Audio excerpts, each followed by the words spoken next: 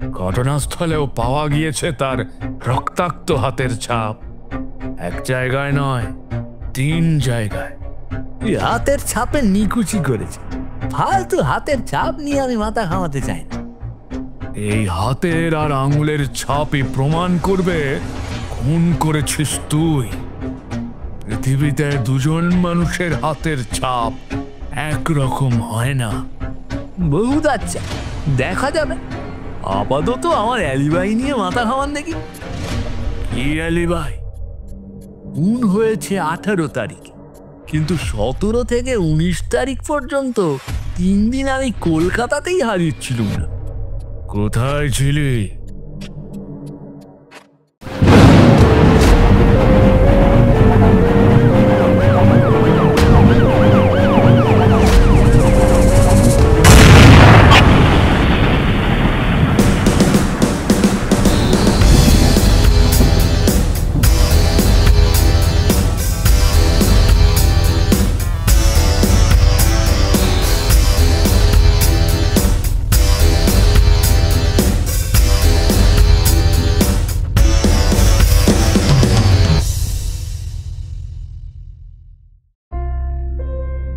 নমস্কার শ্রোতা বন্ধুরা, আপনারা শুনছেন গপ্প গনুর ঠেক। আমাদের আজকের নিবেদন লেখক হেমেন্দ্র কুমার রায়ের গোয়েন্দা গল্প অবলম্বনে 3টি খুনের রহস্য। গল্পের প্রথম পর্বে কণ্ঠ দিয়েছেন অতনু, দ্বিতীয় পর্বে কণ্ঠ দিয়েছেন বৈশাখী এবং তৃতীয় পর্বে কণ্ঠ দিয়েছেন বাবান ও গল্পের সূত্রধার আমি আইজ্যাক। শুরু করতে চলেছি আমাদের আজকের নিবেদন। বৈঠকখানা। দুজনে চা পান করছিলেন।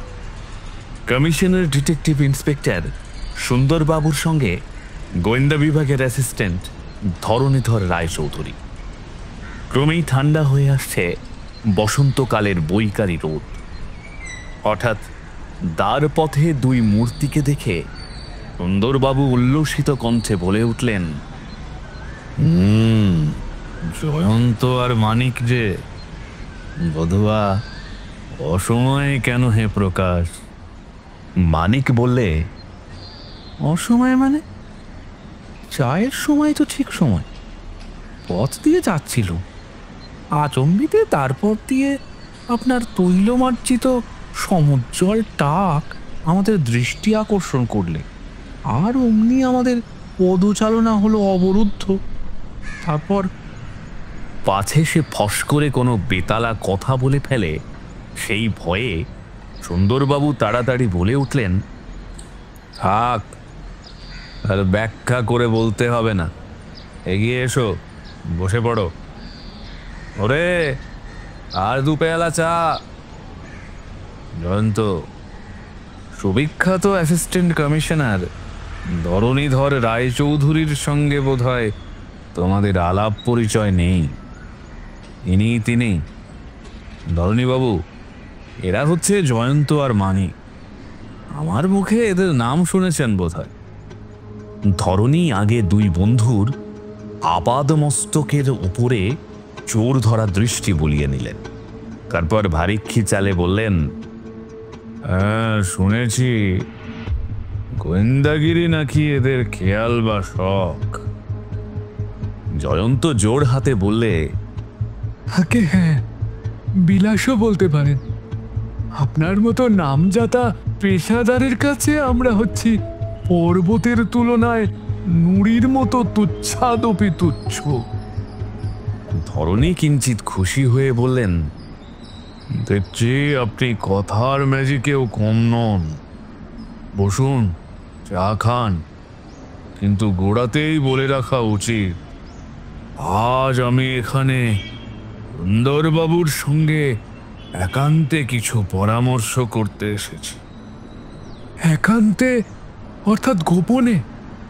আজ্ঞে হ্যাঁ। মানিক বললে, তাহলে সুন্দরবাবু, আজ এখানে আমরা চা না খেলেও পৃথিবী উল্টে যাবে না। তোমার কি মত জয়ন্ত? হ্যাঁ, আমাদের গাত্রোত্থান করাই উচিত। সুন্দরবাবু ব্যস্ত হয়ে উঠে বললেন, আরে আরে আরে, তা কি হয়? চা খেতে আর তোমাদের কতক্ষণ লাগবে? সেটুকু সময়ের মধ্যে মহাভারত অশুদ্ধ হয়ে যাবে না। মানিক মাথা নেড়ে বললে, না মশাই, ঘড়ি ধরে চা খাওয়া আমাদের ধাতস্থ হয় না। চা খাওয়ার মানে কি এক নিঃশ্বাসে চা গলৎক্ষরণ করা? ধীরে সুস্থে কিছু গালগল্প হবে না, দুটো ফষ্টি নষ্টি করবার ফুরসত পাওয়া যাবে না, তর্কাতর্কির চোটে চায়ের পেয়ালায় তুমুল তরঙ্গ উঠবে না, তবে আর হলো কি দাদা? না জেনে কোথায় এসে পড়েছি রে বাবা। কাঁচুবাচু মুখে উঠে দাঁড়িয়ে সুন্দরবাবু বললেন, না ভাই, তোমরা চা না খেয়ে চলে গেলে আমার দুঃখের সীমা থাকবে না। বসো, ওই দেখো চা এসে পড়েছে। জয়ন্ত, ব্যাপার কি জানো ভায়া? একটা অদ্ভুত মামলা হাতে নিয়ে আমরা মস্ত সমস্যায় পড়ে গেছি। অদ্ভুত মামলা? রীতিমতো আসামিকে আবিষ্কার করেছি, অকাট্য সব প্রমাণ পেয়েছি, কিন্তু তাকে গ্রেপ্তার করতে পারছি না। জয়ন্ত বললে, মামলাটার কিছু আঁচ পেলে আপনাদের সঙ্গে আমরাও না হয় খানিকটা মাথা ঘামাবার চেষ্টা করতুম।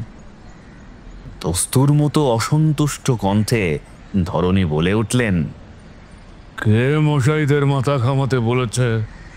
পেশাদার পুলিশ শখের গোয়েন্দার সাহায্য অনাবশ্যক মনে করে। আমরা যেখানে হাবুডুবু খাই, আপনারা সেখানে তলিয়ে যাবেন। জয়ন্ত বললে, অবশ্য অবশ্য। মানিক মাথা নেড়ে বললে, ধরণী কুপিত কণ্ঠে বললেন, ওহো মানে? জয়ন্ত সাঁতার জানে, তলিয়ে না যেতেও পারে। কবজি ঘড়ির দিকে দৃষ্টিপাত করে ধরণী উঠে দাঁড়িয়ে বললেন, তাহলে আপনারা সমস্যা সাগরে সাঁতার কাটুন আপাতত। আমার আর সময় নেই, অফিসে জরুরি কাজ আছে। সুন্দরবাবু, আধ ঘন্টা পরেই যেন আপনার দেখা পাই। হ্যাঁ, যে আগে। জয়ন্ত বললে, ভদ্রলোক তো একেবারে রাগে ফুলতে ফুলতে চলে গেলেন। ধরণীবাবু শখের গোয়েন্দার নাম শুনলেই খেপে যান। তার মতে পয়লা নম্বরের ধাপ্পা বাজরাই শখের গোয়েন্দা বলে আত্মপরিচয় দেয়। জয়ন্ত গম্ভীরভাবে বললে, এখন আপনার অদ্ভুত মামলার কথা বলুন। সুন্দরবাবু বললেন, অলাও করে বলবার সময় নেই, ছুটি পেয়েছি আধ ঘন্টা মাত্র, সংক্ষেপে বলবো। সদানন্দবাবু মস্ত ধনী, মোটা ব্যাংকের খাতা আর স্থাবর সম্পত্তির মালিক। তার স্ত্রী স্বর্গে, পুত্র সন্তান নেই। মা আর তার একমাত্র কন্যা, সে একাধারে রূপবতী আর গুণবতী। অসম্মানে এমএ পরীক্ষায় উত্তীর্ণ হয়েছে। হাতে অঢেল টাকা থাকলে অনেকের অনেক রকম শখ, নেশা বা খেয়াল হয়। সদানন্দবাবুর শখ ছিল দেশ ভ্রমণ। তিনি ভারতের পূর্ব, পশ্চিম, উত্তর, দক্ষিণ কোথাও টহল দিতে বাকি রাখেননি। তারপর যান ইউরোপে, তারপর আমেরিকায়, যেখানে গিয়ে তিনি এক নতুন বন্ধু লাভ করেন, যামিনীকান্ত। তার সঙ্গে সঙ্গে সেও দেশে ফিরে আসে, আর প্রতিদিনই দুজনে মিলে নানা বিষয় নিয়ে আলাপ আলোচনা বা তাস, দাবা, পাশা খেলা খেলতে থাকে। ধনী না হলেও বাপের দৌলতে তাকেও চাকরি করে খেতে হয় না। সদানন্দবাবুর বয়স 60 আর যামিনীর 45, কিন্তু তাঁদের ঘনিষ্ঠতা বয়সের ব্যবধান ঘুচিয়ে দিয়েছিল। 2 বছরের মধ্যে তাঁদের বন্ধুত্বের ভিত এমন পাকা হয়ে উঠেছিল যে যামিনীকে না পেলে সদানন্দবাবুর অবসর মুহূর্তগুলো অচল হয়ে পড়ত চাকা ভাঙা গাড়ির মতোই। সদানন্দবাবুর প্রকৃতির ওপরে পাশ্চাত্য প্রভাব পড়েছিল যথেষ্ট পরিমাণে। নিজের একমাত্র সন্তান মাকেও তিনি মানুষ করে তুলেছিলেন সেইভাবেই। সে এমএ পাশ দেবার পরেই তাকে সঙ্গে নিয়ে আমেরিকায় গিয়ে তিনি 1 বৎসর কাল কাটিয়ে আসেন। তিনি জানতেন তার বিপুল সম্পত্তির উত্তরাধিকারিণী হবে মন্দা, সুতরাং দুনিয়াদারির সঙ্গে পরিচয় ঘনিষ্ঠ না হলে তার চলবে না। সুপটু শিল্পীর হাতে গড়া আলমারিতে সাজিয়ে রাখা মোমের পুতুলের মতো সুন্দরী নয় মন্দ্রা। তার আশ্চর্য সৌন্দর্য যেন গতিচঞ্চল দেহের ভিতর থেকে উপচে পড়তে চায় প্রাণের প্রাচুর্যে আর জীবনের উচ্ছ্বাসে। তাকে দেখলেই মুগ্ধ হতে হয়। যামিনীও মুগ্ধ না হয়ে পারেনি। খালি মুগ্ধ নয়, তাকে পাবার জন্য সে হয়ে উঠল লুব্ধ। বরাবর এড়িয়ে এসেছে যে উদ্বাহ বন্ধন, 40-এর কোঠা পেরিয়ে সে এখন ধরা দিতে চায় সেই কঠিন বাঁধনে। যামিনীর বয়স 45 বটে, কিন্তু অন্তরে বাহিরে সে বয়োধর্মকে নিকটবর্তী হতে দেয়নি। তার হাবভাব, চালচলন ও কথাবার্তা সব তরুণের মতো। এমনকি চেহারা দেখলেও তার বয়স 35 বৎসরের বেশি বলে সন্দেহ হয় না। তার এই তারুণ্যই আকৃষ্ট করেছিল সদানন্দবাবুকে এবং সঙ্গে সঙ্গে সম্ভবত মাকেও।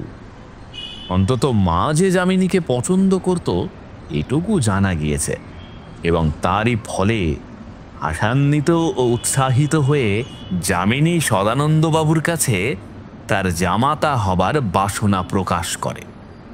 আগেই বলেছি, সদানন্দবাবুর মন ছিল অতি আধুনিক। স্ত্রী স্বাধীনতায় তাঁর ছিল প্রবল প্রত্যয়। নিজে কোনো মত জাহির করার আগে তিনি কন্যার মত জানতে চাইলেন। অতি আধুনিক কেতাদুরস্ত মা কিন্তু নিতান্ত সেকেলে বঙ্গবালার মতোই বললে, তোমার মতই আমার মত। এ বিবাহে সদানন্দবাবুর মত হল না প্রধানত দুটি কারণে।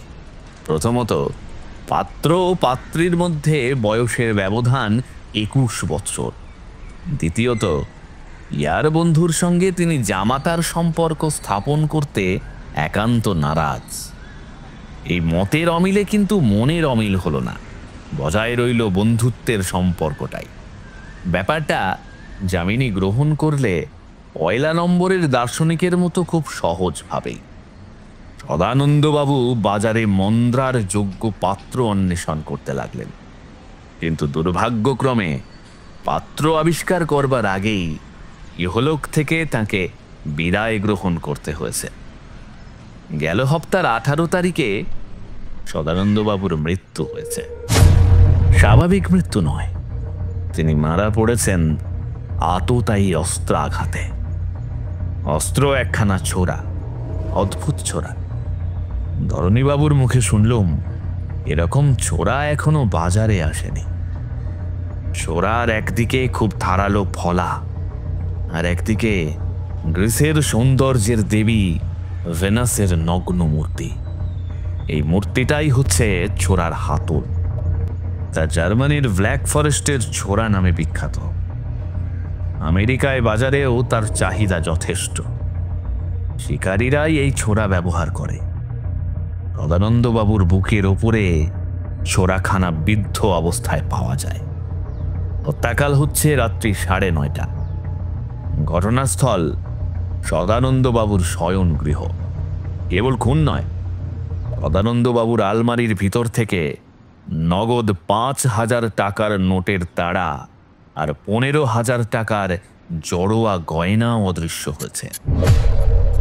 বাবার আর্তনাদ শুনতে পেয়ে মন্দ্রা তাড়াতাড়ি নিজের ঘরের ভিতর থেকে বাইরে এসে উজ্জ্বল বৈদ্যুতিক আলোতে স্পষ্ট দেখতে পায় সদানন্দবাবুর শয়নগৃহ থেকে বেরিয়ে যামিনী দ্রুত পদে সিঁড়ি দিয়ে নিচে নেমে যাচ্ছে।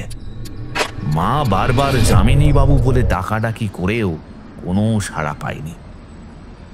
একতলায় নিজের ঘর থেকে সদানন্দবাবুর ম্যানেজার হরিবাবুও স্বচক্ষে যামিনীকে বেগে রাস্তার দিকে ছুটে যেতে দেখেছেন। মন্দ্রার মুখ থেকে আরও জানা গেছে ব্ল্যাক ফরেস্টের ওই ছোরাখানার অধিকারী হচ্ছে যামিনী। আমেরিকায় মার সামনেই সে ছোরাখানা কিনেছিল। সব শুনে আমাদের দৃঢ় ধারণা হলো খুনি যামিনী ছাড়া আর কেউ নয়। পাছে চম্পট দেয় সেই ভয়ে তাড়াতাড়ি তাকে গ্রেপ্তার করে ফেললুম, কিন্তু তারপরেই আমাদের চিত্ত বিভ্রম হবার উপক্রম। এ কি উদ্ভট মামলা! আহা করে হেসে উঠে যামিনী ধরণীকে বললে, আরে খুলে দিন মশাই, খুলে দিন। আমার নরম হাতেই শক্ত লোহার বেড়ি সহ্য হবে না। আপনারাও হবেন অপদস্থ আর বিপদগ্রস্ত। ধরণী চোখ রাঙিয়ে বললেন, প্রায় ছুঁচো শুয়োর, হুম করে আবার লম্বা লম্বা বুলি কপ্টানো হচ্ছে। ঘুষি মেরে মুখ ভেঙে দেবো জানিস। আমি খুন করেছি, প্রমাণ? সন্ধ্যা দেবী আর ম্যানেজার বাবু সচক্ষে তোকে পালিয়ে যেতে দেখেছেন। ওরা ভুল দেখেছে। এই এই বেনাস ছোড়াখানা কার? আমার বলেই তো মনে হচ্ছে। আমেরিকায় কিনেছিল, কিন্তু ওখানে আজ 6 মাস আগে আমার ঘর থেকে চুরি হয়ে গিয়েছে। খবর নিয়ে দেখবেন, যথা সময়ে থানায় ডায়েরি লেখানো হয়েছে। বটে, কিন্তু জানিস কি, এই ছোড়ার হাতলের ওপরে আছে খনির আঙুলের স্পষ্ট ছাপ। ঘটনাস্থলেও পাওয়া গিয়েছে তার রক্তাক্ত হাতের ছাপ। এক জায়গায় নয়, 3 জায়গায়। এই হাতের ছাপে নিকুচি করেছে। ফালতু হাতের ছাপ নিয়ে আমি মাথা ঘামাতে চাই না। এই হাতের আর আঙুলের ছাপই প্রমাণ করবে খুন করেছিস তুই। পৃথিবীতে 2জন মানুষের হাতের ছাপ একরকম হয় না। বহুত আচ্ছা, দেখা যাবে।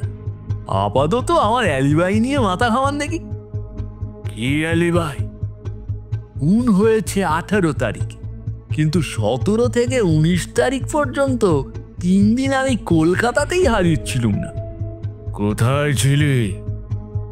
বর্ধমানে আমার বিশেষ বন্ধু বিজয় গোপালের বাড়িতে। এ বিজয় গোপাল? তাকে আপনি খুব চেনেন। এ হচ্ছে কলকাতা পুলিশের ডেপুটি কমিশনার চন্দ্রনাথ চ্যাটার্জির একমাত্র ভগ্নিপতি। ধরণী বাবুর চোখ উঠল চমকে। একটু থতমত খেয়ে তিনি শুধলেন, বিজয় বাবুর সঙ্গে তোর কি সম্পর্ক? বিজয় আমার বিশেষ বন্ধু। তার একমাত্র পুত্রের বিবাহে সে আমাকে সাহায্য করতে ডেকেছিল। গোটা 3 দিন আমাকে কলকাতায় ফিরতে দেয়নি। বিজয়ের কাছে খবর নিলেই জানতে পারবেন। আপনাদের ডেপুটি কমিশনার সাহেবের কাছেও খবর পেতে পারেন, কারণ তিনিও ওই 3 দিন ছুটি নিয়ে বিয়ে বাড়িতে উপস্থিত ছিলেন।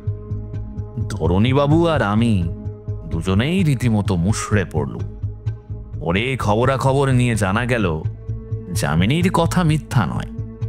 এই যে ইংরেজিতে যাকে বলে একেবারে লোহা বাঁধানো অ্যালিবাই, এর বিরুদ্ধে টু শব্দটি পর্যন্ত উচ্চারণ করবার উপায় নেই।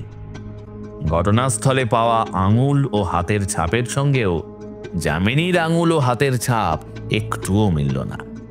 আমরা যামিনীর চোখা চোখা টিটকারি শুনতে শুনতে প্রায় অপবদনে তাকে ছেড়ে দিতে বাধ্য হয়েছে। জয়ন্ত, মানিক, তোমরা এমন সৃষ্টি ছাড়া মামলার কথা কখনো শুনেছ? জয়ন্ত জবাব দিলে না। 2 চক্ষু মুদে কি ভাবতে লাগলো। মানিক বললে, প্রথম দৃষ্টিতে সব দিক দিয়ে সন্দেহ ধাবমান হয় বটে যামিনীর দিকে। প্রায় প্রতিদিন যারা তাকে দেখে, এমন 2 জন সচক্ষে দেখলে পলায়মান যামিনীকে। তার কেনা ভেনাস ছোড়া পাওয়া গেল হত ব্যক্তির বক্ষে বৃদ্ধ অবস্থায়। তার উপরে জামাতা রূপে তাকে গ্রহণ করতে নারাজ হওয়ার তরুণ সদানন্দবাবু নিশ্চয়ই তার বিরাগভাজন হয়েছিলেন। আচ্ছা সুন্দরবাবু, আপনি কি ঠিক জানেন মন্দ্রা মনে মনে যামিনীকে পছন্দ করত? লোকের মুখে তো তাই শুনেছি। তাহলে তো সহজেই যামিনীর বিশ্বাস হতে পারে সদানন্দবাবুকে মাঝখান থেকে সরিয়ে দিলেই মা আর তার বিপুল সম্পত্তি নিশ্চয়ই সে অধিকার করতে পারে। এসব আমরাও ভেবে দেখেছি, কিন্তু খালি ভেবে চিনতে কি হবে ভায়া? পুলিশের চাই প্রমাণের মতো প্রমাণ। আর একটা কথা, আপনাদের জামাই আদর থেকে ছাড়া পাবার পর যামিনী কি আবার মন্দ্রার সঙ্গে সম্পর্ক স্থাপনের চেষ্টা করেনি? ওরেনি, আবার খুব চেষ্টা করেছে। তাকে যে ভুল দেখার বোঝা হয়েছে এটা সবিস্তরে জানিয়ে যামিনী প্রথমে মাকে একখানা পত্র রেখে, কিন্তু মন্দ্রার তরফ থেকে কোনো জবাব না পেয়ে সে সশরীরে তার সঙ্গে দেখা করতে আসে। মন্দা দেখা না করে লোকমুখে বলে পাঠায়, নিজের চোখে আমি অবিশ্বাস করতে পারি না, পিতৃহন্তার সঙ্গে আমি দেখা করব না। যামিনীকে তাই হাল ছাড়তে হয়েছে। আচম্বিতে জয়ন্ত চোখ চেয়ে বললে, ষড়যন্ত্র, ষড়যন্ত্র। এই হত্যাকাণ্ডের মধ্যে একাধিক ব্যক্তির ষড়যন্ত্র আছে। সুন্দরবাবু কৌতূহলী কণ্ঠে বললেন, কেমন করে বুঝলে? জয়ন্ত বললে, আমার বোঝাবুঝির মূল্য আর কতটুকু? ধরণীবাবু বললেন, করাক্রান্তিও নয়। সুন্দরবাবু হেসে বললেন, কিন্তু আমি তো ধরণীবাবু নই। তাহলে আপনাকে আমি গোটা কয়েক প্রশ্ন করতে পারি? তুমি অগুন্তি প্রশ্নবাণে আমাকে জর্জরিত করে ফেললেও আমি একটুও বিরক্ত হব না। আমার সর্বপ্রথম প্রশ্ন হচ্ছে, যামিনীর দেশ কোথায়? মুর্শিদাবাদ জেলার জিয়াগঞ্জ। কিন্তু আজ 20 বছর আগে পিতামাতার মৃত্যুর পর সমস্ত স্থাবর সম্পত্তি বিক্রি করে যামিনী দেশের সঙ্গে যা কিছু সম্পর্ক সব তুলে দিয়ে চলে আসে। তারপর নানা স্থানীয় হয়ে ঘুরে বেড়ায়। জিয়াগঞ্জের কোনো লোকই তার কথা বিশেষ কিছুই জানে না। ভাষা ভাষা কেবল শোনা যায়, কামিনীকান্ত নামে যামিনীর আর এক ছোট ভাই ছিল। সে আবার নাকি ক্রিমিনাল। ওয়ারেন্টে ধরা পড়বার ভয়ে আজ 15 বছর ধরে কোথায় কোন দেশে নিরুদ্দেশ হয়ে আছে, যামিনীও তার খোঁজ খবর পায় না। সে বলে তার ভাই নিশ্চয়ই বেঁচে নেই। আমার পরের প্রশ্ন হচ্ছে, সদানন্দ বাবুর সঙ্গে আমেরিকা থেকে ফিরে এসে যামিনী কোথায় বাসা বেঁধেছিল? আপার সার্কুলার রোডের একখানা ছোট বাড়িতে। তার এক পুরনো বন্ধু শ্যামাকান্তের সঙ্গে সেই বাড়িতেই বাস করত যামিনী। বন্ধুটিকে দেখেছেন? দৈবগতিকে দেখেছে। মাস 5 আগে ও পাড়ার একটা বড় চুরির মামলায় পুলিশের পক্ষে সে সাক্ষ্য দিতে আসে। মুখময় দাড়ি গোঁফের ঝোপঝাপ, মাথায় কাঁধ পর্যন্ত ঝুলে পড়া এলোমেলো চুলের জঙ্গল, চোখে মোটা কাঁচের কালো চশমা, দস্তুর মতো বন্য চেহারা, পরনে গেরুয়া কাপড় জামা। বিবাহ করেনি, সংসারের ধরা বাঁধার ধার ধারে না। ধর্মালোচনায় আর তীর্থ ভ্রমণেই তার দিন কাটে। দুনিয়ায় কত রকম জীবই যে আছে। আমরা যেদিন বোকা বনবার জন্য যামিনীকে গ্রেপ্তার করতে যাই, এদিনও সে বাড়িতে ছিল না। শুনলুম তীর্থ ভ্রমণে গিয়েছে। হঠাৎ গাত্রোত্থান করে জয়ন্ত বললে, তো সুন্দরবাবু, আমাদের পানে তাকিয়ে এইবার বলুন, জাগো এবং ভাগো। সুন্দরবাবু ভুরু কুঁচকে বললেন, তোমার কথার অর্থ? আরে মশাই, আপনি ছুটি পেয়েছিলেন মাত্র আধ ঘন্টা কাল, এতক্ষণে 40 মিনিট হয়ে গেছে। চলো মানিক, আমরা পালাই, নইলে সুন্দরবাবুর কর্তব্য পালনে ত্রুটি হবে। আবার যথাসময়ে দেখা করব। নমস্কার। সুন্দরবাবু হতভম্বের মতো ফ্যাল ফ্যাল করে তাকিয়ে রইলেন। 1 সপ্তাহ পরে টেবিলের 2 প্রান্তে বিমর্ষের মতো উপবিষ্ট ধরণীধর ও সুন্দরবাবু। মাঝে মাঝে চায়ের পেয়ালায় এক একটা চুমুক দিচ্ছিলেন বটে, কিন্তু কেউ যেন চায়ের স্বাদ পাচ্ছিলেন না। এমন সময় দ্বার পথে আবার জয়ন্ত ও মানিকের আবির্ভাব। ধরণী চোখ তুলে একবার তাদের দেখলেন, তারপরেই বিরক্তভাবে মুখ ফিরিয়ে টেবিলের দিকে দৃষ্টি নিবদ্ধ করলেন। সুন্দরবাবু অসন্তুষ্ট কণ্ঠে বললেন, সেদিন তোমরা এমন অসভ্যের মতো চলে গিয়েছিলে বলে আমি দুঃখিত হয়েছি। মানিক বললে, দুঃখিত? কেন দুঃখিত হয়েছে? আমরা কি মামলাটার আনুপূর্বিক বিবরণ অতিশয় মনোযোগ সহকারে শ্রবণ করিনি? শুনেছ বটে, কিন্তু পরমুহূর্তেই হাঁ কি না কিছুই না বলে বেগে স্থান ত্যাগ করনি। ধরণীর মুখের পানে একবার সকৌতুকে অপাঙ্গে তাকিয়ে নিয়ে মানিক বললে, তাছাড়া আর কি করবার উপায় ছিল সুন্দরবাবু? শ্রদ্ধেয় ধরণীবাবু কি আমাদের স্পষ্ট বলে দেননি যে পেশাদার পুলিশ শখের গোয়েন্দার সাহায্য অনাবশ্যক মনে করে? ধরণী বললেন, হ্যাঁ, তখনও বলে দিয়েছি, আবার এখনও তাই বলছি। আমার এক কথা। নিশ্চয় ভদ্রলোকের এক কথা। তা আমরা তো মশাইয়ের কাছে গায়ে পড়ে সাহায্য করবার জন্য আসিনি। আমরা এসেছি আমাদের প্রিয় বন্ধু সুন্দরবাবুকে একটা খবর দিতে। সুন্দরবাবু শুধালেন, কি খবর? এইবার জয়ন্ত বললে, আমরা গতকাল জিয়াগঞ্জ থেকে ফিরেছি। সুন্দরবাবু সবিস্ময়ে বললে, তোমরাও জিয়াগঞ্জে গিয়েছিলে? কেন হে? সেখানে তো যামিনীকে কেউ চোখেও দেখেনি। জয়ন্ত বললে, আরো ভালো করে খুঁজলে আপনারাও 2-3 জন এমন বৃদ্ধ ব্যক্তির সন্ধান পেতেন যারা যামিনী আর কামিনীকে জন্মাতে দেখেছে। ধরণী তাচ্ছিল্যের ভাব দেখিয়ে কর্কশ কণ্ঠে বললেন, আরো ভালো করে খোঁজবার কোনো দরকার ছিল না। আমাদের যেটুকু জানবার তা জেনেছি। যত সব বাজে কথা। 45 বছর আগে যারা জিয়াগঞ্জে যামিনীকে জন্মাতে দেখেছে, সেই সব বুড়োর বকুনি শুনে কলকাতায় বসে কোনো খুনের মামলার ফয়সালা করা যায় না। বলতে বাধ্য হলুম, আপনার ধারণা ভুল। বুড়োদের মুখে কি খবর পেয়েছি জানেন? যামিনী আর কামিনী যমজ ভাই। তাদের চেহারার মিল এতটা বেশি যে দুজনকে একই পোশাক পরালে কে যামিনী আর কে কামিনী কেউ ধরতে পারতো না। সুন্দরবাবু, এ তথ্যটুকু আপনার কোনো কাজে লাগবে কি? সুন্দরবাবু প্রথমটা গম্ভীর বদনে চিন্তা করতে লাগলেন। তারপর সহসা লম্ফ ত্যাগ করে দাঁড়িয়ে উঠে উত্তেজিত কণ্ঠে বললেন, মূল্যবান তথ্য। ফোন করলে কামিনী, লোহার বাড়া পড়ল যামিনী। বুঝতে পেরেছি। না সুন্দরবাবু, এখনো বোধহয় ব্যাপারটা আপনি তলিয়ে বুঝতে পারেননি। যা কিছু ঘটেছে তাবৎ ব্যাপারের মূলে আছে একমাত্র যামিনীরই মস্তিষ্ক। কামিনী করেছে তারই আদেশ পালন। যামিনী জানতো স্বাভাবিকভাবে পুলিশের সন্দেহ তারই ওপরে পড়বে, তাই পুলিশকে সে রীতিমতো নাকাল করতে চেয়েছিল। উপরন্তু প্রায় তারই মতো দেখতে কামিনীকে তার দরকার হয়েছিল সদানন্দবাবুর বাড়িতে অবাধে প্রবেশ করবার সুবিধা হবে বলে। কিন্তু কোথায় সেই কামিনী?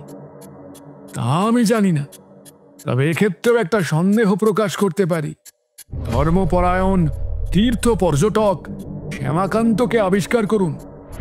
তার মাথাটা দীর্ঘ কেশপাশ থেকে মুক্ত করুন। আর চোখের ওপর থেকে চশমার কালো কাঁচের আবরণ সরিয়ে ফেলুন। তার মুখ থেকে লম্বা দাড়ি গোঁফ কামিয়ে দিন। তার গা থেকে গেরুয়া কাপড় জামা কেড়ে নিন। হয়তো সচক্ষে দেখতে পাবেন যামিনীকান্তের যমজ ভাই কামিনীকান্তকে। হয়তো এ হচ্ছে আমার ভ্রান্ত ধারণা, কিন্তু এখানে আমি সঠিক কিছু বলতে পারবো না।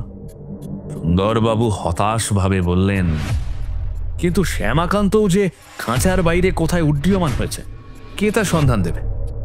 সুন্দরবাবু, ভুলে যাচ্ছেন কেন? আমাদের যেসব সুযোগ সুবিধা আছে শখের গোয়েন্দাদের তা নেই। আমি ডাকঘরের সঙ্গে এমন ব্যবস্থা করতে পারি যে যামিনীর বাড়ির সমস্ত চিঠিপত্র যেন বিলি করবার আগে আমাদের কাছে পাঠানো হয়।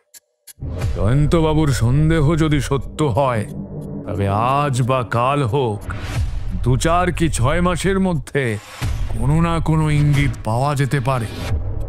সুন্দরবাবু বললেন, তোমাদের কি মত জয়ন্ত? আমাদের আর কোনো মতামত নেই। এখন তবে আসি, চল মানি।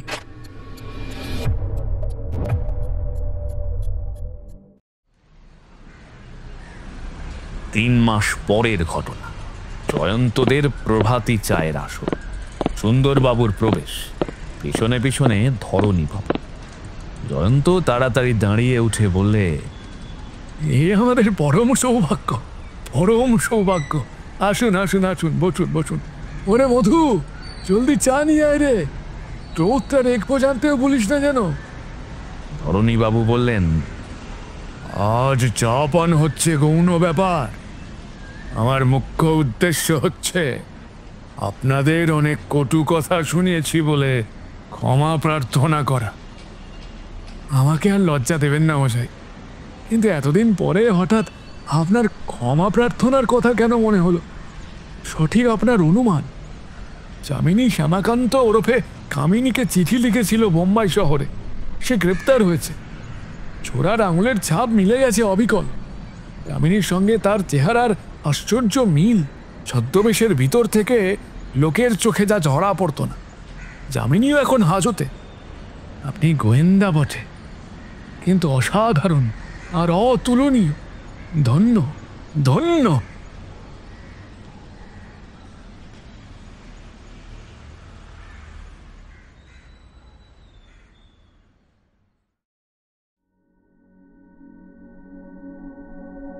বিধু বলতো ম্যাট্রিক্স পাশ করে লেখাপড়া ছেড়ে দিয়ে আমি প্রাইভেট ডিটেকটিভ হব।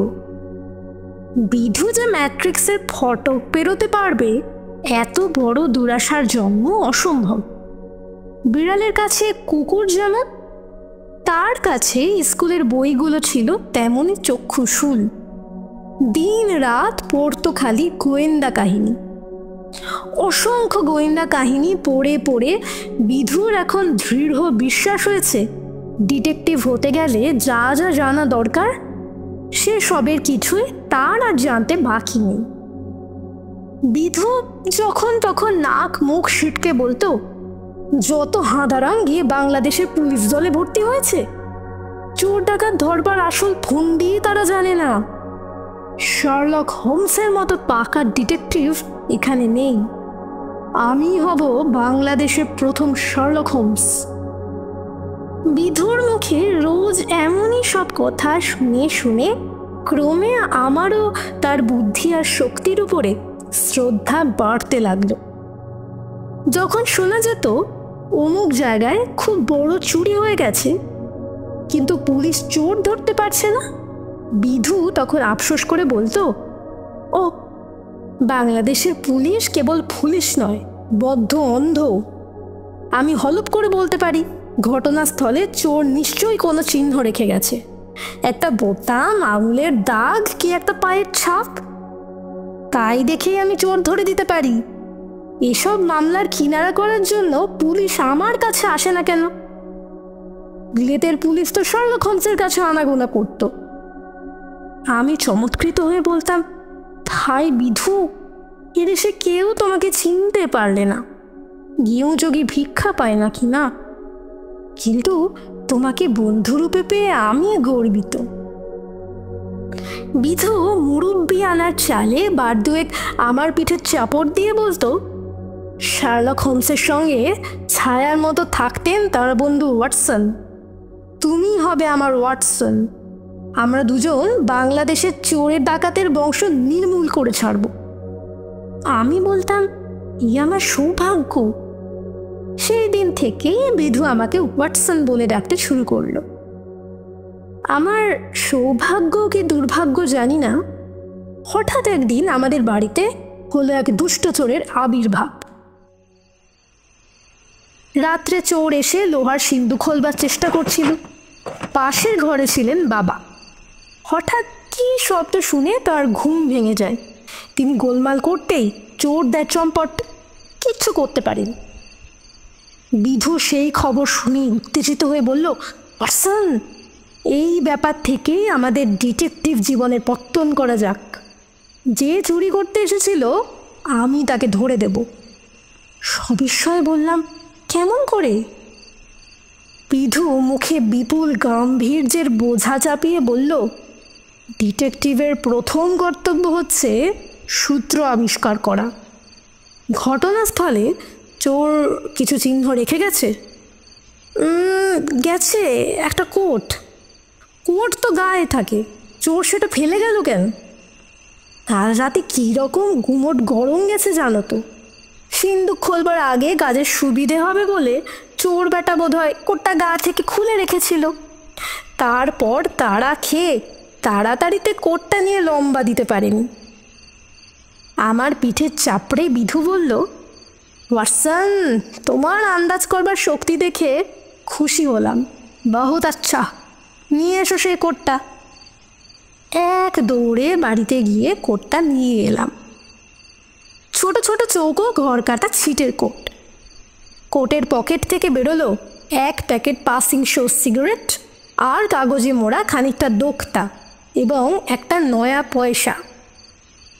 বিধু একটা ফিতে নিয়ে কোটটা খানিকক্ষণ ধরে মাপলো, তারপর গম্ভীর স্বরে বলল, ওয়াটসন, যে এই কোটের মালিক সে পান খেতে ভালোবাসে, সে বড়লোক নয়, সে দেখে খুব লম্বা চড়া। বিস্ময়ে অভিভূত হয়ে বললাম, কি করে এমন অদ্ভুত আবিষ্কার করলে? সে চিনে বাদামও খায়। কি আশ্চর্য, কি করে জানলে? পকেট থেকে যে দোক্তা নিয়ে বেরোয় সে পানের ভক্ত না হয়ে যায় না। যার সম্বল খালি একটা নয়া পয়সা আর যে পাসিং শোর মতো কম দামের সিগারেট ব্যবহার করে, নিশ্চয় সে বড় লোক নয়। কোটের গলা, ছাতি আর ঝুলের মাপ দেখে বোঝা যাচ্ছে লোকটার দেহ খুব লম্বা চওড়া। পকেটের ভেতরে কতগুলো চিনে বাদামের খোসা পেয়েছি, সুতরাং সে চিনে বাদামও খায়। আমি উচ্ছ্বসিত হয়ে বললাম, ধন্য বিধু, ধন্য তোমার বুদ্ধি। বিধু গর্বিত কণ্ঠে বলল, চোরের চেহারা আর স্বভাব জানা গেল, এখন তাকে গ্রেপ্তার করতে আর বেশি দেরি লাগবে না। বলতে কি, সে তো আমারই হাতের মুঠোয়। বলেই সে হাত মুষ্টিবদ্ধ করে তুলে ধরল। আমি বিস্ফারিত চোখে রোমাঞ্চিত দেহে বিধুর হাতের মুঠোর দিকে তাকিয়ে রইলাম, যদিও বুঝতে পারলাম না যে তার অতটুকু মুঠোর ভিতর অত বড় একটা লম্বা চওড়া চোর বন্দি হবে কেমন করে। বিধু আবার বলল, ঠিকই বলিস, এইবার দেখুক তারা, বুদ্ধি থাকলে কত সহজে টপ করে চোর ধরা যায়। বিধু মুখে আবার বিপুল গাম্ভীর্যের ভাব এনে বলল, ডিটেকটিভের দ্বিতীয় কর্তব্য হচ্ছে সর্বদা সতর্ক চোখ খুলে রাখা। আমি বললাম, হ্যাঁ, সর্বদা চোখ খুলে রাখলে চোখে কিছু পড়বেই, নিদেন পোকামাকড়টাও। তারপর কিছুকাল বিধু পথে পথেই দিন কাটায়। আমাকেও দায় পড়ে সঙ্গে সঙ্গে থাকতে হয়, কারণ আদি শার্লক হোমসের সঙ্গে সঙ্গে ছায়ার মতন থাকতেন তাঁর ওয়াটসন। আর আমি হচ্ছে সেই ওয়াটসনেরই মূর্তিমান দ্বিতীয় সংস্করণ, না বলবার জো নেই। পথে ঘুরে ঘুরে পায়ে পড়েছে যখন ফোসকা এবং রোদে পুড়ে পুড়ে গায়ের রং হয়েছে যখন তামাটে, তখন হঠাৎ একদিন আমাদের খুলে রাখা সতর্ক চোখে পড়ল একটি অতিশয় সন্দেহজনক মূর্তি। বিধু উত্তেজিত আনন্দে একটি লম্ফ ত্যাগ করে বলল, ওয়াটসন, দেখছো লোকটার চেহারা কিরকম লম্বা চওড়া? ওর গায়ের কোটটা দেখো, ছোট ছোট চৌকো ঘর কাটা ছিটের কোট। চোর আমাদের বাড়িতে যে কোটটা ফেলে গেছে ঠিক যেন তারই জোড়া। লোকটা সিগারেটও খান, কিন্তু ওটা কি সিগারেট? পাসিং শো হতেও পারে। কাছে কি উকি মেরে দেখে আসবো নাকি? ওয়াটসন, আরে দেখো দেখো, লোকটা কাকে ডাকলো? চিনে বাদামওয়ালাকে? হুবহু মিলে যাচ্ছে। চলো চলো, আমরা ওর পিছু নিলাম। আধ ঘন্টা এ পথে সে পথে ঘুরে লোকটা একটা পানওয়ালার দোকানের সামনে গিয়ে দাঁড়ালো। বিধু তফাৎ থেকে উঁকি মেরে বলল, ওয়াটসন, এ কি হলো? এই যে গোল্ড ফ্লেক্স সিগারেট প্যাকেট কিনলো, বেটা বোধ হয় অন্য কোথাও চুরি করে হঠাৎ বড় লোক হয়ে পড়েছে। ওয়াটসন, তুমি একটা জিনিয়াস। ঠিক ধরেছ। এখন একবার যদি কোটটা হাতে পাই তাহলে কি হবে? চোরের কোটের সঙ্গে ওর কোটের মাপ মিলে তো কেল্লা ফতে। কিন্তু ও তোমার হাতে কোটটা দেবে কেন? সেটাই তো সমস্যা। লোকটা গুন্ডার মতন দেখতে, জোর করে কোট দেখতে চাইলে হয়তো ধাঁ করে মেরেই বসবে।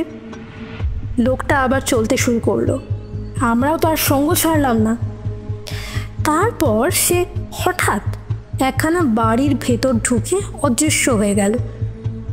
বাড়িখানার উপরে একবার চোখ বুলিয়ে নিয়ে বিধু বলল, আজ রাত 12টার সময় এইখানে এসে আমার সঙ্গে দেখা করবে। বিধু মুখে গাম্ভীর্যের জাহাজ নামিয়ে এনে বলল, ডিটেকটিভের তৃতীয় কর্তব্য হচ্ছে অসীম সাহসে বিপদ আপদকে তুচ্ছ করা। ওয়াটসন, নিশ্চয় তুমি ভীতু নও? রাত 12টা, আবছা চাঁদের আলোয় আমরা দুজন সেই বাড়িখানার সামনে দাঁড়িয়ে আছি। চারিদিকে কি স্তব্ধ, পথে নেই জনপ্রাণ। বললাম, আমার বিশ্বাস আমি ভীতু নই। কি করতে হবে বলো? বাড়ির গা বেয়ে এই যে নলটা, ওইতে অবলম্বন করে দোতলায় উঠতে হবে। অবশ্য আমিও উঠব। প্রস্তাব শুনেই হৃৎকম্প উপস্থিত হলো, কিন্তু মুখে বললাম, তারপর? সেই লোকটা নিশ্চয়ই এখন কোনো ঘরে শুয়ে নাক ডাকিয়ে ঘুমোচ্ছে।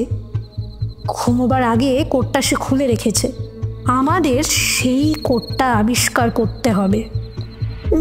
যদি ধরা পড়ি, এটা দেখলে কেউ আর আমাদের ধরতে আসবে না। দেখছো এটা কি?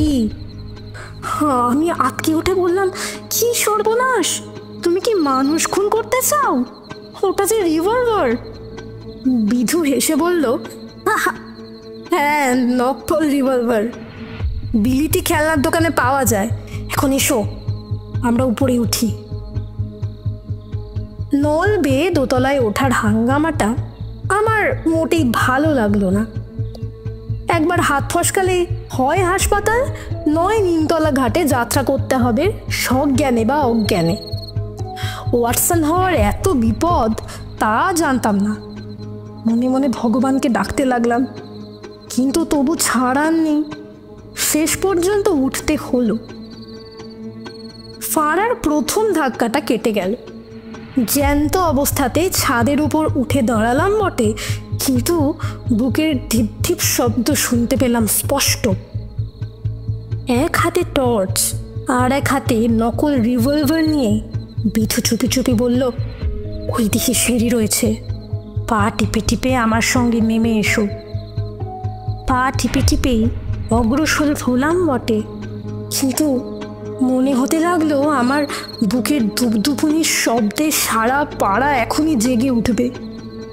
মনে মনে বললাম, হে মা কালী, হে মা দুর্গা, এই যাত্রা যদি মানে মানে আমাকে রক্ষা করো, তাহলে আর কখনো ওয়াটসন হওয়ার নাম মুখে আনবো না। কিন্তু আমার কাতর প্রার্থনা মা কালী বা মা দুর্গার কাছে পৌঁছবার আগেই বারান্দার ওধারে অন্ধকারের ভিতর থেকে গর্জন করে কে বলে উঠল, কে রে কে রে কে রে? তারপরে অতি দ্রুত পায়ের শব্দ। বারান্দার এই পাশ হাতড়ে বিদ্যুৎ তৎক্ষণাৎ একটা দরজা আবিষ্কার করে ফেললো এবং চোখের পলক পড়বার আগেই আমাকে টেনে নিয়ে একটা অন্ধকার ঘরে ঢুকে ভিতর থেকে দরজা বন্ধ করে দিল। বিধু বলল, ডিটেকটিভের চতুর্থ কর্তব্য হচ্ছে উপস্থিত বুদ্ধি খাটাতে পারা। ভাগ্যিস আমি উপস্থিত বুদ্ধি হারাইনি, নইলে এতক্ষণে ওরা আমাদের ধরে ফেলত। হঠাৎ সুইচ টেপার শব্দ, সঙ্গে সঙ্গে ঘরের ভিতর যেন তীব্র আলোর ঝড় খেলে গেল। এক মুহূর্তে অন্ধের মতো থেকে যখন আবার দৃষ্টিশক্তি ফিরে পেলাম, তখন স্তম্ভিত নেত্রে দেখলাম যে খাটের উপর অবাক বিস্ময়ে বসে আছেন আমাদের স্কুলের হেড পণ্ডিত মশাই। নিজের চোখকেও বিশ্বাস করতে পারলাম না। কি সম্ভব? আমাদের স্কুলের সদাই খাপ্পা হেড পণ্ডিত মশাই ভয়ঙ্কর খোট্টায় গাঁটটার আবিষ্কারক রূপে ছেলে মহলে যিনি অত্যন্ত বিখ্যাত, আমরা কি আজ অজান্তে তাঁরই বাড়িতে তাঁরই স্বয়ং গৃহে এসে পড়েছি, একেবারে বাঘের মুখে? ঠক ঠক করে কাঁপতে কাঁপতে ভয়ে আমার মূর্ছার উপক্রম হলো। ওদিকে বাহির থেকে ঘরের দরজায় ধাক্কা পড়তে লাগলো এবং সেই সঙ্গে চিৎকার শোনা গেল, চোর চোর দাদা, তোমার ঘরে চোর ঢুকেছে। হে আবার কি হলো? চোরের খোঁজে এসে নিজেরাই চোর বলে ধরা পড়বো নাকি? হেড পণ্ডিত মশাই শুধুলেন, কে রে, প্রেমলাল না? আরে বিভূতিভূষণ যে, ব্যাপার কি? তোমার হাতে রিভলভারের মতন ওটা আবার কি? তোমরা স্বদেশী ডাকাত হয়েছ নাকি? ধন্য বিধু, তখনও উপস্থিত বুদ্ধি হারাতে রাজি হলো না সে। মুখে হাসি আনবার মিথ্যা চেষ্টা করে বলল, আজ্ঞে না স্যার, আমরা স্বদেশী ডাকাত নই, আমরা হচ্ছি প্রাইভেট ডিটেকটিভ। Private detective? বটে বটে, তাই রাত 12টার সময় চোরের মতো ঢুকেছো আমার বাড়িতে, ওদিকে তাড়া খেয়ে পালিয়ে এসেছো আমার ঘরে, আমাকে ন্যাকা পেয়েছো না? আচ্ছা দাঁড়াও। পণ্ডিত মশাই খাট থেকে লাফিয়ে পড়ে বেগে তেড়ে এসে বিধু ডিটেকটিভের মাথায় ঘটাং করে বসিয়ে দিলেন তার প্রসিদ্ধ খোট্টাই গাঁটটা। ইতিমধ্যে আমার ভীত ও ব্যস্ত চোখে পড়ল ঘরের একটা জানালায় একটা গরাদ নেই। পণ্ডিত মশাইয়ের দ্বিতীয় গাঁটটা বিধুর মাথায় অবতীর্ণ হবার আগেই সেই ভাঙা জানলা দিয়ে আমি রাস্তায় ঝাঁপ খেলাম। হাতে পায়ে যথেষ্ট চোট লাগলো বটে, কিন্তু সুবিখ্যাত খোট্টাই গাঁটটার তুলনায় সেসব আঘাত কিছুই নয়। পরদিন সকালে বিধু ম্লান মুখে এসে দেখালো গাঁটটার চোটে তার মাথায় 11 জায়গা ফুলে ঢিপি হয়ে উঠেছে। খোট্টাই গাঁটটার কীর্তি কখন যখন শেষ হলো, বিধু অভিমান ভরে বলল, ওয়াটসন, তুমি যে এমন কাপুরুষ আমি তা জানতাম না। আমাকে জমের মুখে ফেলে অনায়াসে চম্পট দিলে। দুঃখিত স্বরে বললাম, পালিয়ে আর এলাম কোথায় ভাই? জমের মুখ থেকে কি পালিয়ে আসা যায়? স্কুল গেলে টের পাবো খোট্টাই গাঁটটা আমার জন্য বিপুল বিক্রমে অপেক্ষা করছে। বিধু মাথা নেড়ে বলল, না, তোমার আর ভয় নেই। তুমি হচ্ছ মাত্র ওয়াটসন, আর আমি হচ্ছি বাংলার শার্লক হোমস। তোমার চেয়ে ঢের বড়, আর বড় গাছে ঝরে পড়ে। বিধুর চাক আজ আর ভালো লাগলো না। বিরক্তভাবে বললাম, তার মানে? বিধু বলল, সমস্ত ঝড় আমার মাথার উপর দিয়েই বয়ে গেছে, তোমার আর কোনো ভয় নেই। তাই নাকি? তা গাঁটটা বৃষ্টি যখন থামলো তুমি তখন কি করলে? আমি পণ্ডিত মশাইকে সব কথা খুলে বললাম। শুনে তিনি 5 মিনিট ধরে হো হো করে হেসে বললেন, এইসব কথা জানলে আমি তোমাকে এত জোরে এতগুলো গাঁটটা মারতাম না। তার ঘরে রসগোল্লা ছিল, আমাকে মিষ্টি মুখ করিয়ে তবে ছাড় দিলেন। আমরা যার পিছু নিয়েছিলাম সে লোকটা কি? পণ্ডিত মশাইয়ের ভাই। আমাদের বড়ই ভুল হয়ে গেছে। আবার দেখছি গোড়া থেকে তদন্ত আরম্ভ করতে হবে। ডিটেকটিভের পঞ্চম কর্তব্য হচ্ছে, বাধা দিয়ে বললাম, তোমারও ডিটেকটিভের কর্তব্যের তালিকা রেখে দাও।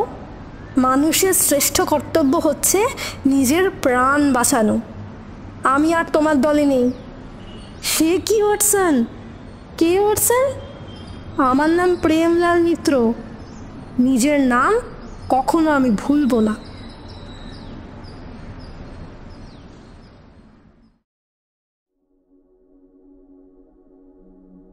আজ যে গল্পটা তোমাদের বলতে বসেছি তা গল্প বটে, কিন্তু একেবারেই সত্য ঘটনা। কবি শেক্সপিয়ার বলেছেন, সত্যি হচ্ছে উপন্যাসের চেয়েও আশ্চর্য। অন্তত এই ঘটনাটা সত্যি হলেও এমন আশ্চর্য যে বিখ্যাত বিদেশি লেখক আর্থার কর্নাল সাহেবও একে অবলম্বন করে শার্লক হোমসের একটা গল্প লিখে ফেলেছেন ইতিমধ্যে। আমি কিন্তু কোন শার্লক হোমসের গল্প শোনাবো না। আমি যা বলবো তা হচ্ছে অস্ট্রিয়া দেশের সত্যিকারের পুলিশের কাহিনী। এর প্রত্যেকটা কথা পুলিশের নিজস্ব দপ্তরে লেখা আছে। তো অস্ট্রিয়া পুলিশ চোর, ডাকাত, হত্যাকারী ধরবার জন্য অনেক সময় একটা নতুন উপায় অবলম্বন করে। ঘটনাস্থলে যে সমস্ত জিনিসপত্র পাওয়া যায়, পুলিশ সেগুলো দেয় রাসায়নিক পণ্ডিতের হাতে। তাদের পরীক্ষার ফলে অপরাধীরা প্রায় বিচিত্র উপায়ে ধরা পড়ে।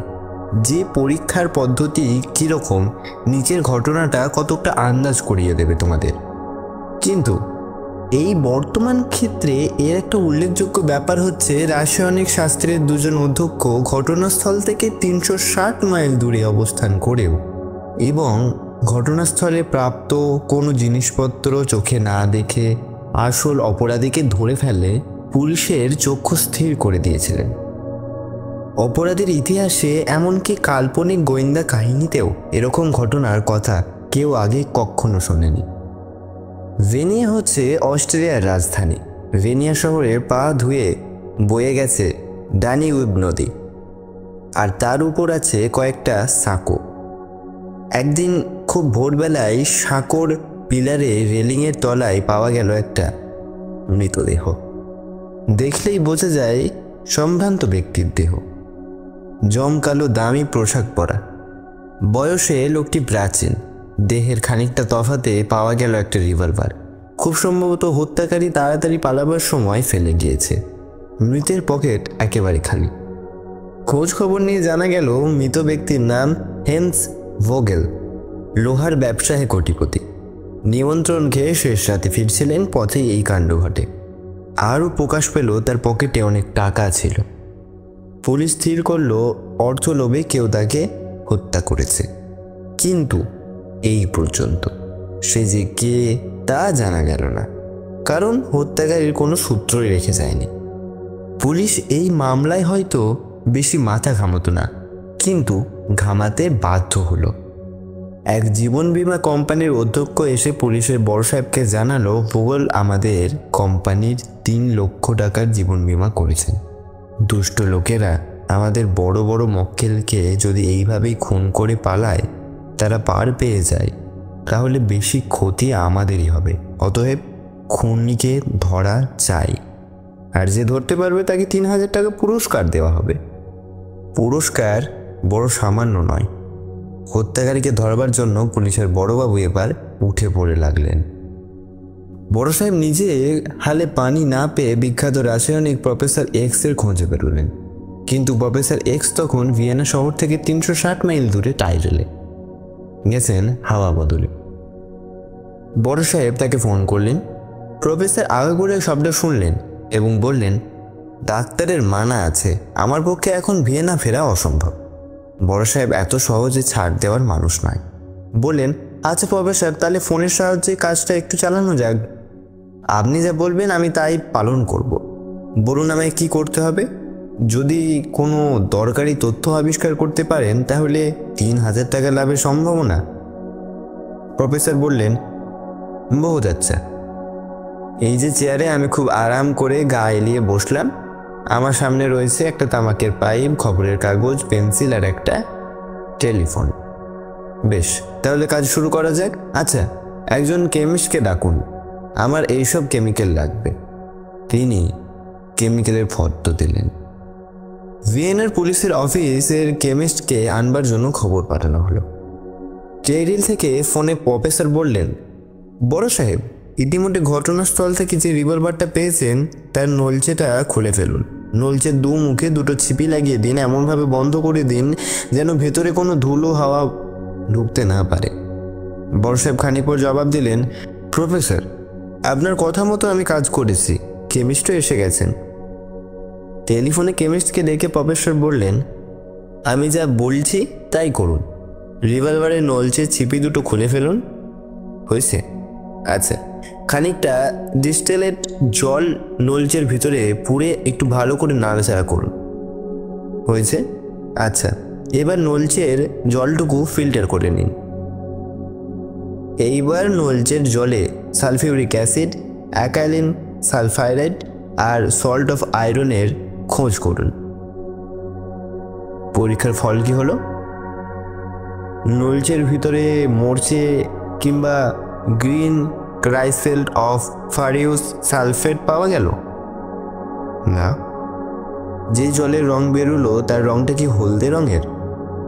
না মশাই। সে কি এত বড় অদ্ভুত কথা!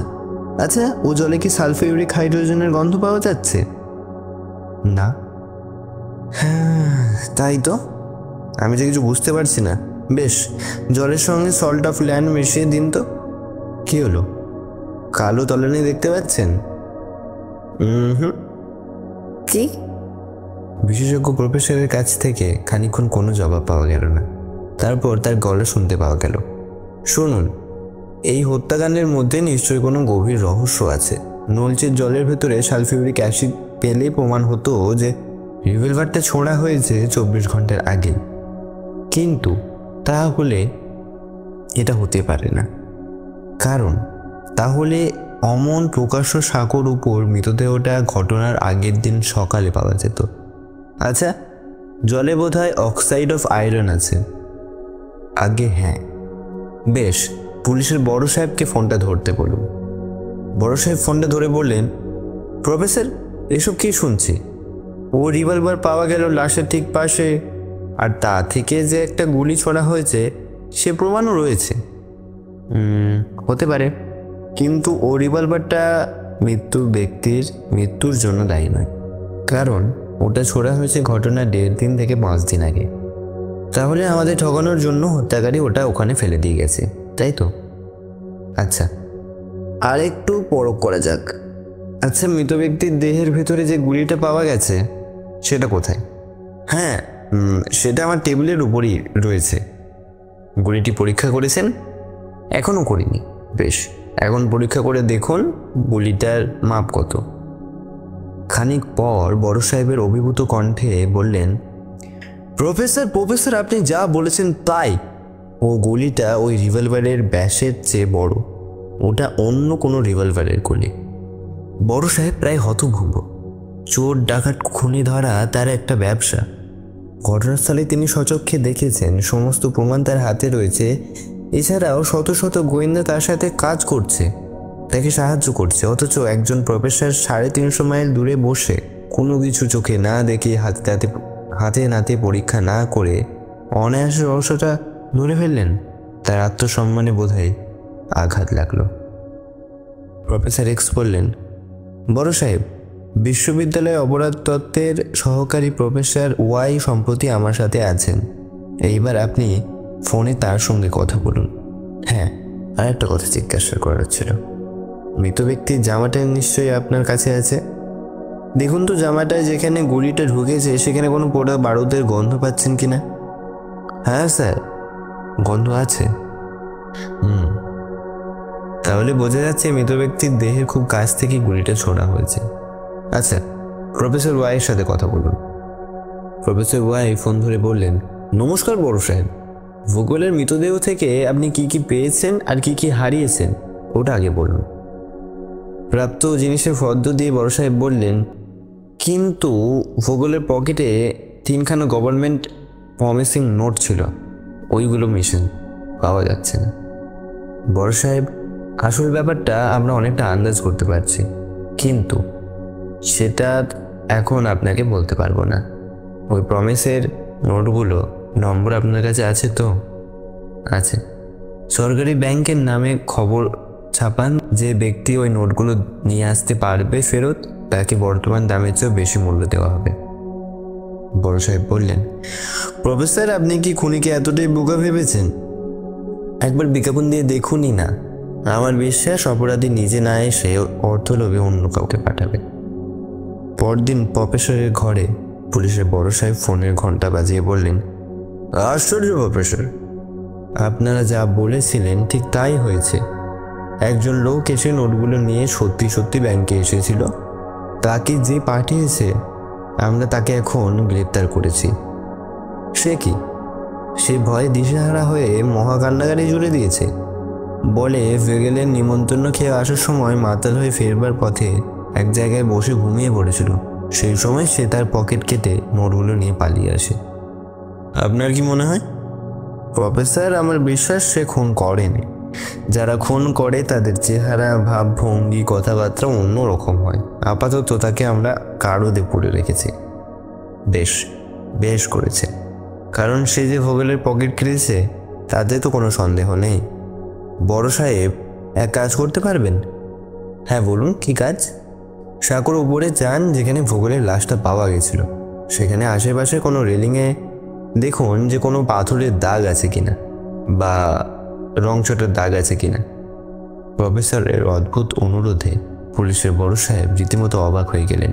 রেলিংয়ের গায়ে দাগ, সেটা থাকবে বা কেন? আর থাকলেও তার সঙ্গে খুনের সম্পর্ক কি? খানিক পর টেলিফোনে আবার পুলিশের বড় সাহেবের বিস্মিত কণ্ঠ শোনা গেল। হ্যালো প্রফেসর, আমি দেখতে গিয়েছিলাম। হ্যাঁ, নিচের রেলিংয়ের ভিতরে একটা রংচটার দাগ রয়েছে, নতুন দাগ, যেন সেখানে কোনো একটা ভারী জিনিস নিয়ে কেউ ঠুকেছে। কিন্তু সেটা আপনি কি করে জানলেন? কেউ কি আপনাকে বলেছিল? সশব্দে হেসে একটু খুশি হলে প্রফেসর বললেন, না, আমরা দুই প্রফেসরের মাথা খাটিয়ে কিছু সিদ্ধান্তে উপস্থিত হয়েছি। আমরা যে গল্পটা তৈরি করেছি সেটা সত্যি কিনা আপনারা খোঁজ নিলেই বুঝতে পারবেন। আমাদের অনুমান করা গল্পটি হচ্ছে, ভোগেলের ব্যবসায় আজকাল খুব লোকসান হচ্ছিল, আর দুদিন পরেই হয়তো তাকে দেউলিয়া হতে হতো এবং তার পরিবারবর্গকে নিয়ে পথে বসতে হতো। চোখের সামনে স্ত্রী, পুত্র, কন্যা, দরিদ্র ছবি দেখতে দেখতে ভোগেলের প্রায় পাগল মনে হচ্ছিল নিজেকে। দিন রাত ভাবতে লাগলো এই দুর্ভাগ্য থেকে তার পরিবারবর্গকে কিভাবে উদ্ধার করবে। প্রথমে সে 3 লাখ টাকার একটা জীবন বিমা করলো, কিন্তু জীবন বিমার শর্তে লেখা ছিল যে সে আত্মহত্যা করলে জীবন বিমা কোম্পানি তার পরিবারবর্গকে টাকা দিতে বাধ্য থাকবে না। এ শর্ত না থাকলে হয়তো ভোগেলের খুব সুবিধা হতো, কারণ সে স্থির করেছিল এই উপায়ে পরিবারবর্গকে রক্ষা করবে। প্রথমে সে একটা রিভলভারের 6টি গুলি পুড়ে একটা ছোঁড়ে। সে রিভলভার সঙ্গে করে আরেকটা রিভলভারের গুলি পোড়া রিভলভার পকেটে নিয়ে ভোগেল নিমন্ত্রণ বাড়ি খেতে যায়। অনেক রাতে নিমন্ত্রণ বাড়ি খেয়ে সে পথে বেরোন, দেখলেন একটা চোর মতন লোক তার পিছু নিয়েছে। তখন তার মাথায় আরেকটা বুদ্ধি জুটল। সে মাতালের মতন অভিনয় করতে করতে এক জায়গায় বসে পড়ল, ঘুমানোর ভান করে। চোর তার পকেট কাটলো, সে সজ্ঞানেও কোনো বাধা দিল না। তারপর ভোগেল হঠাৎ ছাকোর উপরে গেল, প্রথমে রিভলভারটা বের করে একটু তফাতে ফেললো, যে রিভলভারটায় একটা গুলি মিসিং ছিল। লোকে ভাববে তাকে খুন করে পালাবার সময় খুনি সেটা ফেলে দিয়ে গেছে। রিভলভারটা তার কাছ থেকে পেলে সেটা আত্মহত্যা বলে গণ্য করা হবে, তাই সেটা ফেলে দিল খানিকটা তফাতে। দ্বিতীয় রিভলভারটা বার করে একটা শক্ত দড়ি এক প্রান্তে বাঁধলো এবং অন্য প্রান্তে বাঁধলো খুব ভারী একটা জিনিস, সম্ভবত একটা বড় পাথর। তারপর পাথরখানা রেলিংয়ের গায়ে সাঁকোর বাইরে ঝুলিয়ে দিল। তারপর নিজেকে গুলি করল এবং হতভাগ্য ভোগেলের মৃত্যু তখনই হয়েছে। এবং সঙ্গে সঙ্গে দড়ি বাঁধা রিভলভারটা নিচে গিয়ে পড়ল নদীর উপর। কিন্তু রেলিং দিয়ে ভিতরে গলবার সময় পাথরটা টানাটানি করাতে ওখানে রংটা ছুটে যায়। যেটা দেখতে পড়েছিলাম সেটা হয়তো ওটারই দাগ। বড় সাহেব, আমার দৃঢ় বিশ্বাস এই নাটকটা দুরাত্মার কোনো পকেট মারের নয়। ভোগেল নিজেই আত্মহত্যা করেছে। ডাইনি নদীতে ডুবুরি নামিয়ে দেখুন, ওই পাথরে বাঁধা রিভলভারটা ওখানেই হয়তো পেয়ে যাবেন। ভোগেল ভেবেছিল এত চালাকির পর তার মৃত্যুকে কেউ আত্মহত্যা বলে সন্দেহ করবে না।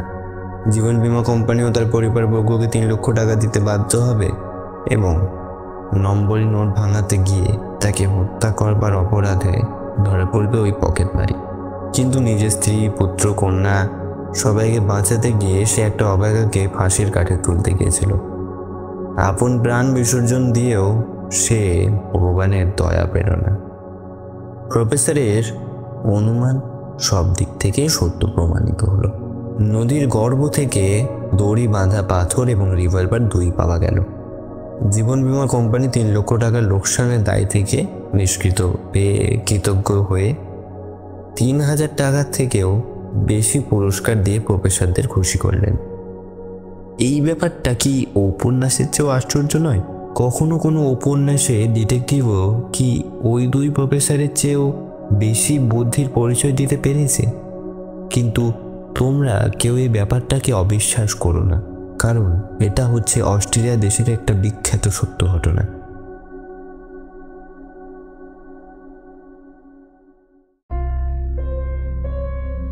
এতক্ষণ আপনারা শুনছিলেন লেখক হেমেন্দ্র কুমার রায়ের গোয়েন্দা গল্প অবলম্বনে 3টি খুনের রহস্য।